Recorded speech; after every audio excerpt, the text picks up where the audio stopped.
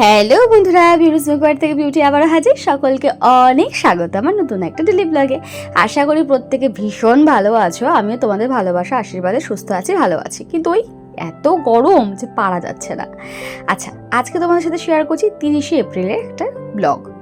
জানি অনেক অনেক দিন পর শেয়ার করছি, খুব ব্যস্ত ছিলাম আর গরমের মধ্যে বিশ্বাস করে একদম ইচ্ছা করছিল না কিছু করতে, কারণ ফ্যান অফ করে ভয়েস ওভার দেবো কি, ঘেমে নিয়ে একসারা অবস্থা হয়ে যাচ্ছিল। যাই হোক, 30শে এপ্রিল ছিল আমার শ্বশুরবাড়ির প্রত্যেকটা মানুষের কাছে একটা বিশেষ দিন। আমরা উবের কারে উঠে পড়েছি, পিছনে বাবা আর ছেলে বসেছে, আমার পাশে বসেছে অঙ্কিতা, তারপরে মা আর সামনে ভাই।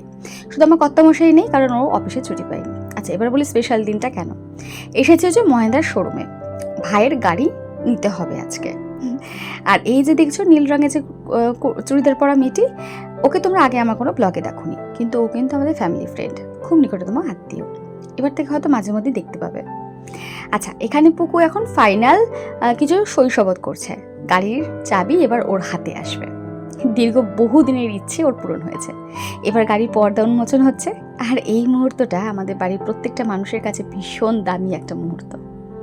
আমাদের মতো মধ্যবিত্ত পরিবারের কাছে না এই দিনটা একটা অমূল্য রতনের মতো, তাই না বলো? আর এখন এখানে মা গাড়ির পুজো করছে, গাড়ির 4 চাকায় জল দেবে, তারপর সামনে গাড়ির সামনে সিঁদুরে ফোঁটা, তারপরে ধূপকাঠি ঘোরাবে গাড়িতে। আর যেটা আমি বলছিলাম, আমাদের মতো মধ্যবিত্ত ঘরের মানুষদের কাছে একটা গাড়ি কেনা বিশাল বড় অ্যাচিভমেন্ট। আমরা যখন ছোট ছিলাম তখন আমাদের ছোটবেলায় আমাদের পাশের বাড়িতে যদি কখনো দেখেছি কালার টিভি, তার মানে আমাদের কাছে বিশাল বড়লোক একজন মানুষ, বা একটা ল্যান্ডফোন থাকা মানে আমাদের কাছে অনেক বড়লোক ব্যাপার ছিল। কিন্তু এখন সেটা দিনে দিনে পৌঁছেছে গাড়িতে।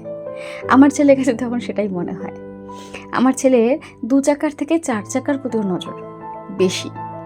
যদিও আমার কাছে মনে হয় এই যে পুকুর এই অ্যাচিভমেন্টটা ওর দীর্ঘদিনের কঠোর পরিশ্রমের ফল।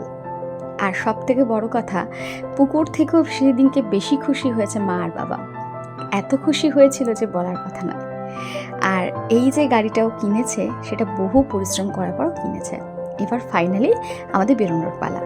যদিও তার আগে আমরা অনেকগুলো ছবি তুলেছি, ফ্যামিলি সবাই একসাথে আলাদা সব কিছু মিলিয়ে, যার ছবি অলরেডি আমি অনেক আগেই ফেসবুকে দিয়ে দিয়েছি। আর এখানে বলে রাখি, এখন গাড়িটা তেল ভরে আনার পরে এখন আমরা ড্রাইভার চালাচ্ছে, নতুন গাড়িতে উঠে বসেই চলছি, যাচ্ছি খেতে। ভাইয়ের কাছে প্রথমেই আবদার ছিল গাড়ি কিনেছে, সেবার খাওয়াবি আমাদের, তাই এখন যাচ্ছি শের পাঞ্জাবে। যাই হোক, এবার বলি কোথায় খেতে যাচ্ছি শেরে পাঞ্জাব, মাইকেল নগরে ধাবা। শেরে পাঞ্জাব তোমরা প্রত্যেকেই মোটামুটি জানো। আমরা কম বেশি যারা এদিককার লোক প্রত্যেকে তো যাতায়াত করি, সাথে আমার বাপের বাড়ির ওদিক থেকে প্রচুর লোক এখানে খেতে আসে। তো এখন যেটা বলার বিষয় সেটা হচ্ছে, পুকু কিন্তু গাড়ি চালাতে পারে। সমস্যা হচ্ছে 3 বছর ধরে স্টিয়ারিংটা ধরেনি, তার জন্য একটু সমস্যা, বাট প্র্যাকটিস করলে ঠিক হয়ে যাবে। এবার খেতে বসে পড়েছি, সবাই এখানে হাসি মজা আনন্দ করছি, কিন্তু ওই আমার কর্তামশাইকে আমি খুব মিস করছিলাম। আমি কেন, প্রত্যেকেই খুব মিস করেছি। বাট যাই হোক, খাওয়ার অর্ডার দেওয়ার পর খাবার এসে গিয়েছে। বিরিয়ানি ছিল আমার ছেলের জন্য, যেটা ভাগ বটারে করে খাওয়া হয়েছে। তারপরে ছিল আমাদের জন্য বাটার নান, আর ছিল মাটন দো পেঁয়াজা, আর চিকেনের কি ছিল, বাটার চিকেন ছিল না চিকেন ভর্তা ছিল, এই মুহূর্তে আমার সত্যি মনে নেই। খাবার দাবারের কথা তো কখনো খারাপ কিছু বলা যায় না শের পাঞ্জাবে। আর সেদিনকেও খাবার দাবার ছিল ভীষণ ভালো, আমার ছেলে এক্সপ্রেশন দেখেই বুঝতে পারছো। খাওয়া দাওয়া সেরে হাসি মজা করে এবার বেরিয়ে পড়ব।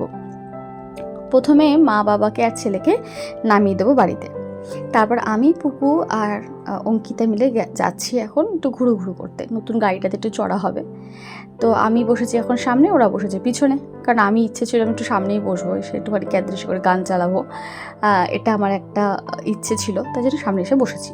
ভালো কথা, সামনে এসে বসে গান চলছে আর গাড়ি দ্রুত বেগে চলছে, ফাঁকা রাস্তা, কারণ যেহেতু 30 তারিখে গাড়ি কেনা হয়েছিল, 29 তারিখে ভোটের দিন ছিল, তাই গাড়ি রাস্তাঘাট মোটামুটি ফাঁকাই ছিল। যাচ্ছি এবার আমরা প্রথমে ইকো পার্কে ঢুকতে গিয়ে প্রথম কত নাম্বার গেট আমার এই মুহূর্তে মনে নেই, সে গেটটা বন্ধ ছিল ভোটের কারণে।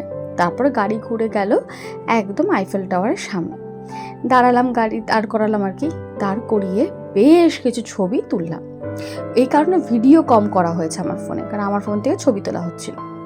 তাও ছবি তুললাম, তারপর যখন ক্লান্ত হয়ে গেছি ছবি তুলতে তুলতে, তখন কি করেছি দেখো, কি করেছি, পুকু চলে গিয়েছে ঝিলের সামনে, গিয়ে মাছের বিশ্লেষণ হচ্ছে। আদৌ কিন্তু ঘন্টাও কোনো মাছ চেনে না, ওইখানে মাছের বিশ্লেষণ করছে, আর আমি আর অঙ্কিতা সেগুলোকে শুনছি আর হজম করছি আর হাসাহাসি করছি। তো যাই হোক, এখানে মাছ দেখাও হলো, ছবি তোলাও হলো। তো চলো এবার একটু পুকু টেস্ট ড্রাইভ করুক। পুকু ড্রাইভারকে পাশে বসিয়ে একটু গাড়িটা চালালো। এই যে বললাম গাড়িতেও চালাতে পারে, কিন্তু ওই স্টিয়ারিংটা ধরেনি 3 বছর ধরে, তাই একটু প্র্যাকটিসের অভাব, প্র্যাকটিস করলে আবার ঠিক হয়ে যাবে।